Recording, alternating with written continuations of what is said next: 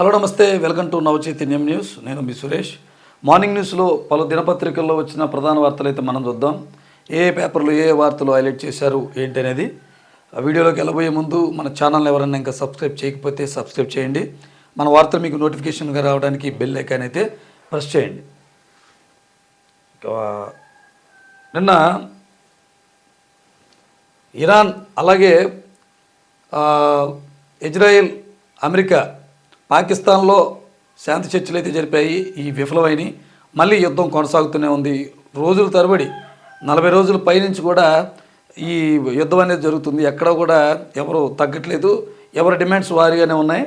ఒకసారి మనం చూస్తే ఇరాన్ దిగ్బంధనం, ఓడరేవులు, తీర ప్రాంతాలకు నౌకల్ని అడ్డుకుంటున్న అమెరికా, అందుకోసం భారీగా బలగాల మోహరింపు, తీవ్రంగా స్పందించిన టెహ్రాన్, గల్ఫ్ పోర్టులన్నింటినీ రాకపోకలు నిరోధిస్తామని హెచ్చరిక, నివురుగప్పిన నిప్పులా పశ్చిమాసియా, ఇరాన్ మాట నిలబెట్టుకోలేదు.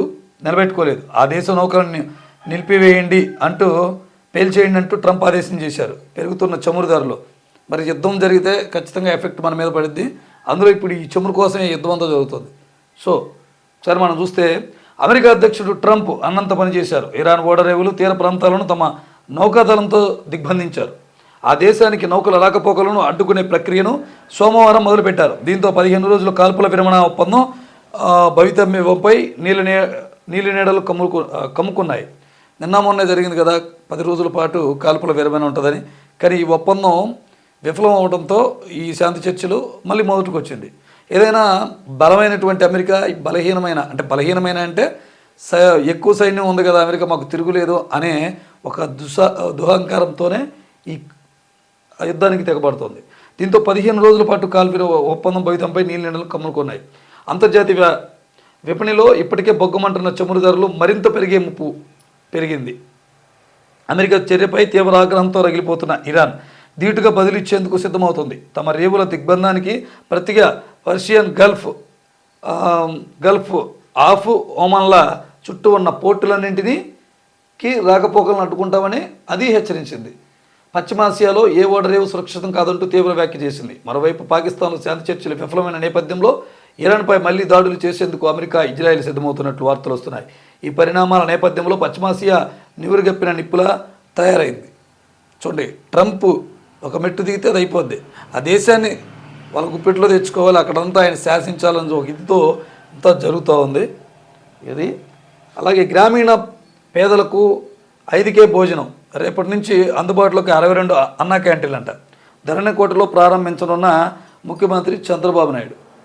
సో అంతా బాగానే ఉందిలే, కానీ ప్రభుత్వ ధనంతో పెట్టేటప్పుడు వాళ్ళ ఫోటోలు కాకుండా ప్రభుత్వ లోగోని వేసి పెడితే బాగుంటుంది. అన్నా క్యాంటీన్లు కూడా ఏదైనా.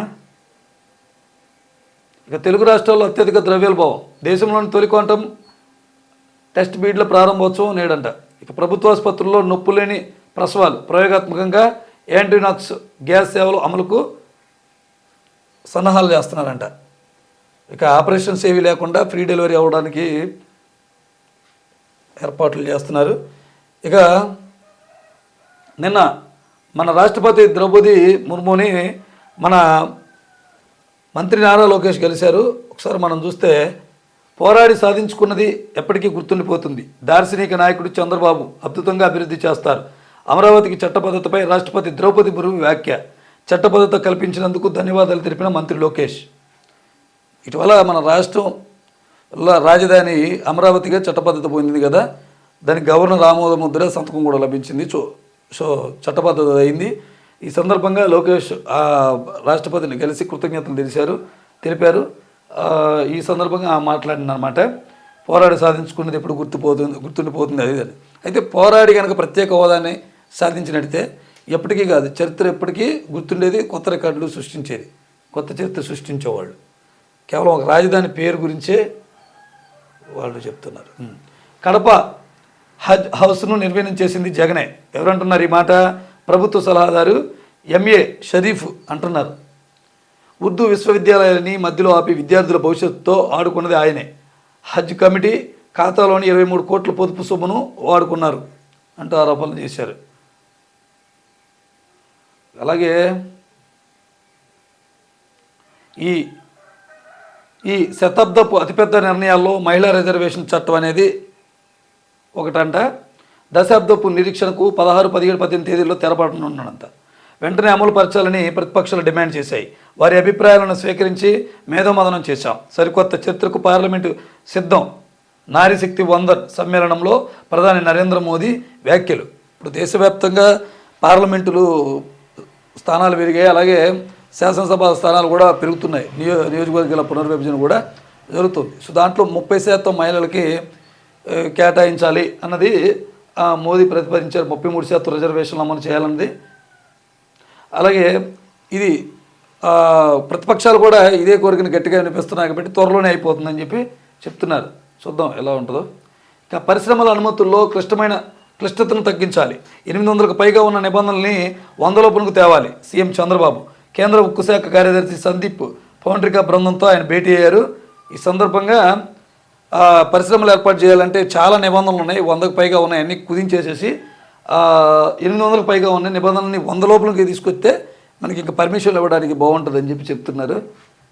ఎన్ని పెట్టుబడులు వస్తాయో ఏంటో అనేది మనకి తేలనుంది. అలాగే ఇక సాక్షిలో ఈ మావిగన్ వర్సెస్ అమరావతి అనే వార్తను కూడా ప్రధానంగా రాసుకొచ్చారు.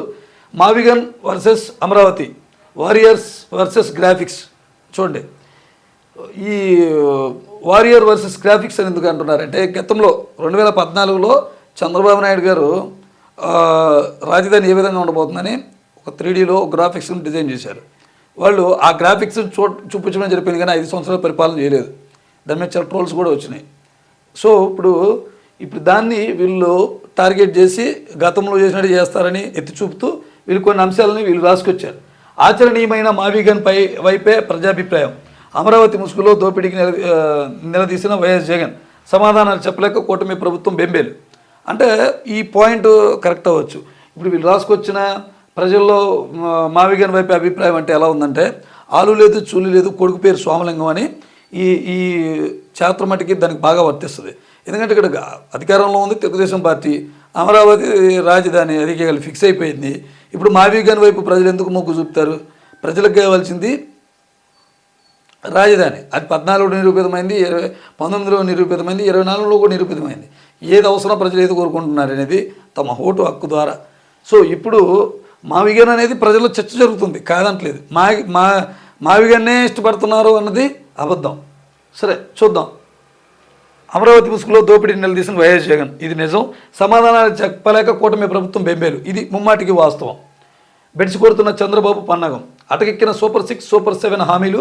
కూటమి ప్రభుత్వంపై సర్వత్రా వెలువెత్తుతున్న ప్రజా వ్యతిరేకత. అందుకే చంద్రబాబు డైవర్షన్ పన్నాగం. వైఎస్ జగన్పై వ్యక్తిగత దోషణలు, దుష్ప్రచారాలకు కుట్రలు. ఎల్లో మీడియా సహకారంతో డైవర్షన్ డ్రామా. కూటమి కుట్రలను తిప్పికొట్టిన వైఎస్ఆర్సీపీ. చంద్రబాబును ఉద్దేశించి ఎన్టీఆర్ సహా సొంత కుటుంబ సభ్యుల నేతల వ్యాఖ్యలపై సర్వత్రా చర్చ. చంద్రబాబు అభినవ ఔరంగజేబ్, గొడ్డు కన్నా హీనం, గారిసే కన్నా ఘోరం ఎన్టీఆర్. కుటుంబాన్ని ప్రజల్ని మోసగించిన చంద్రబాబు, దగ్గుబాటి వెంకటేశ్వరరావు. చూశారు కదా, ఈ మావిగన్ వర్సెస్ అమరావతిలోనే 2-3 రోజుల నుంచి కూడా పత్రికల్లో మంత్రులందరూ కూడా జగన్పై దండయాత్ర చేస్తున్నారు. అయితే ఈ విషయంలో ఎందుకు ప్రజల్లో ఈ మావిగన్ చర్చ నడుస్తుందన్న దానికి చెప్దాం. కానీ మావిగన్నే ప్రజలు ఇష్టపడుతున్నారు అనేది పక్కన పెడితే ఎందుకు చేస్తున్నారంటే ఆయన ప్రపోజల్ పెట్టారు, దానివల్ల లాభాలేంటో చెప్పారు. మరి జగన్ దాంట్లో లోపాలేంటో చెప్పాలి. వీళ్ళు ఖర్చు చేస్తున్న దానికి ఎంత నిజం ఏంటనేది చెప్పాలి.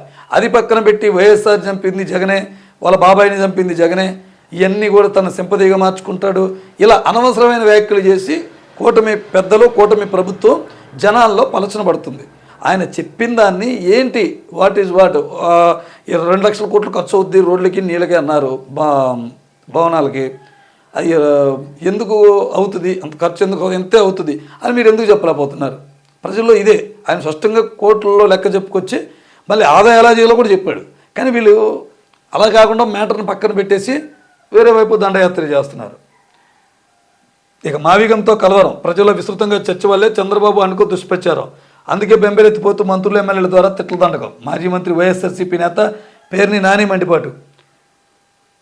గురిబండగా మారిన అమరావతిపై బాబు ప్రజలను మభ్యపెడుతున్నారు. తన స్కాముల కోసం రాష్ట్రానికి ఏ రాజధాని లేకుండా చేస్తున్నారు. ప్రజలపై లక్షల కోట్ల అప్పుల భారం మోపుతున్నారు. హార్మోజ్ దిగ్బంధం. ఇరాన్ రేవులను దిగ్బంధించిన అమెరికా. వాటి నుంచి నౌకల రాకపోకలపై నిషేధం, అమెరికా చర్యలపై తీవ్రంగా మండిపడ్డ ఇరాన్. గల్ఫ్ పోర్టులపై దాడులు చేస్తామని హెచ్చరిక. పశ్చిమాసియాలో రాజుకుంటున్న ఉద్రిక్తతలు, కాల్పుల విరమణ కొనసాగింపుపై అనిశ్చితి. ట్రంప్ కోరితే యుద్ధానికి సిద్ధమేనన్న ఇరాన్. కొత్త కార్డులను ప్రయోగిస్తామని వ్యాఖ్యలు. హార్మజ్ పూర్తిగా మాదినంలో అయారు చేసి. సో ఇది అలాగే ఎంత చెప్పినా మారరా. తిరుచానూరు పోలీసులపై తిరుపతి కోర్టు ఆగ్రహం. తమను 48 గంటల పాటు నిర్బంధించి కొట్టారని నిందితుల వాగ్మూలం. దీంతో నిందితులను మెడికల్ చెకప్ పంపించిన న్యాయమూర్తి కొట్టిన ఎస్ఐ సస్పెన్షన్కు సిఫార్సు చేస్తామని స్పష్టీకరణ. సిఐకి మెమో జారీ చేయాలని ఆదేశిస్తామని న్యాయాధికారి. వైఎస్ఆర్సీపీ నేతలపై అక్రమ కేసుల వ్యవహారంలో పోలీసుల దాష్టికం మరోసారి వెలుగులోకి. ఎవరు అధికారంలోకి వచ్చినా ఈ సోషల్ మీడియా కార్యకర్తలకి తిప్పలు తప్పదు. ఇక వేటకు విరామం అట. నేటి అర్ధరాత్రి నుంచి 61 రోజుల పాటు అమల్లోకి వేట నిషేధం. ఏటా క్రమం తప్పకుండా వేట నిషేధం వృత్తినిచ్చిన వైఎస్ జగన్ ప్రభుత్వం. తొలి ఏడాది వేట నిషేధం వృత్తి ఎగ్గొట్టిన చంద్రబాబు ప్రభుత్వం. రెండో ఏడాది ఎలాగోలగా సాయం. ఈ ఏడాది ఎప్పుడు ఇస్తారో చెప్పని ప్రభుత్వం. పథకం పెట్టింది వైఎస్ఆర్సీపీ కదా, మరి వాళ్ళు ఎందుకు అమలు చేస్తారు? మీరు అమలు చేస్తారా? అమరావతి రాజధాని మీరు ఒప్పుకోవట్లేదు కదా, మావయ్య గారిని ప్రస్తావన తెచ్చారు. వాళ్ళు కూడా అదే పరిస్థితి. నాడు రక్షణ వలయం, నేడు ప్రైవేటు నిలయం. మత్స్యకారుల సంక్షేమ ఉపాధి కోసమే YS Jagan జువల Dinne fishing harbour నిర్మాణం. అదే రిలేటెడ్ వార్త ఇది. తెలుగుదేశం గ్రాఫ్ పడిపోయింది. రాయచోటిలో అభ్యర్థులే లేరంట. ఎవరంటున్నారు ఈ మాట? మంత్రి రాంప్రసాద్ రెడ్డి సంచలన వ్యాఖ్యలు. ఇది తెలుగుదేశం పార్టీ మంత్రి. టీడీపీ కార్యకర్తల సమావేశంలో స్థానిక ఎన్నికలపై చేతులెత్తేసిన మంత్రి. ఇతర పార్టీలతో పొత్తు దెబ్బ తీసిందన్న అమాత్యుడు. సో జనసేన ఆయన అందే. కూటమి నేతల వేధింపులు తాళలేక వ్యక్తి ఆత్మహత్య. వేధింపుల గురించి సూసైడ్ నోట్లో వివరించిన బాధితుడు. మృతుడు వైఎస్ఆర్సీపీ సానుభూతిపరుడు. చిత్తూరు జిల్లా గంగాధర నెల్లూరులో కలకలం అంటే ఇది. టీడీపీలో రాజ్యాకాంక్ష. రాజ్యసభ సీట్ల కోసం పోటాపోటీ. అనుచరుడిని అందలం ఎక్కించేందుకు చిన్నబాబు ఆరాటం వ్యతిరేకిస్తున్న సీనియర్లు. అయినా ఆయన వైపే మొగ్గు. తనకు అవకాశం ఇవ్వాల్సిందేనన్న గల్లా పట్టు. చంద్రబాబుపై ఒత్తిడి తెస్తున్న మరికొందరు నేతలు. పోలింగ్ కేంద్రాల్లో ఫింగర్ ఐరిస్ బయోమెట్రిక్ అమలు చేయండి. సుప్రీంకోర్టులో దాఖలైన పిటిషన్. కేంద్రం, ఈసీ రాష్ట్రాలకు కోర్టు నోటీసులు. రాబోయే ఎన్నికల అమలుకు సాధ్యాసాధ్యాలను పరిశీలించాలన్న కోర్టు. సో ఇవన్నిటికంటే ఈవీఎంలు ఎత్తేసి బ్యాలెట్ పద్ధతినే అమలు చేస్తే సరిపోయింది కదా. ఇవన్నీ లేట్ అయిపోతాయి సర్వర్లు అక్కడికి వెళ్ళిన తర్వాత.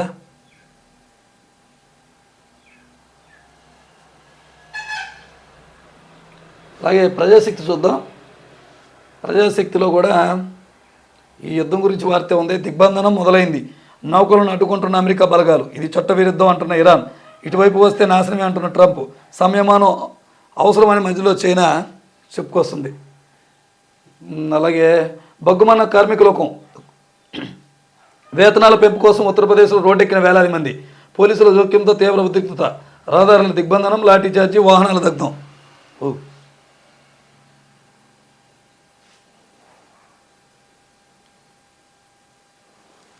సో ఇవి ఈరోజు పత్రికల్లోని ప్రధాన వార్తలు.